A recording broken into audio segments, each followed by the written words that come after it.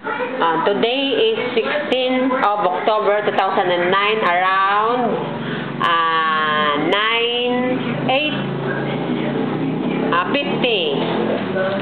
8:50 night time. And Mr. Jacob still awake right at this moment. And here he is lying down on his own carpet. Kobe Cobb, turn around, Kobe Cobb.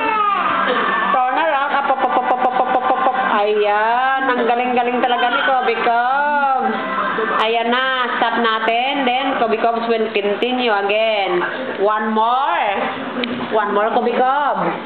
Hawakan mo. Boy, hawakan mo muna dito kay patiyahin ko ulit. Hawakan mo muna kasi, Ay, nakabidyo yung hawakan mo. One more, Kobe Cobb will do it again. Give me. Come on, Kobe Cobb, do it again. Then we will go to sleep. Come on. Kobe Cobb, do it again, please. Kobe Cobb, roll over. Come on, roll over. Hurry up. Naku, high blood na. Ayun na. Ayan na, di si Kobe Cobb. Ayan.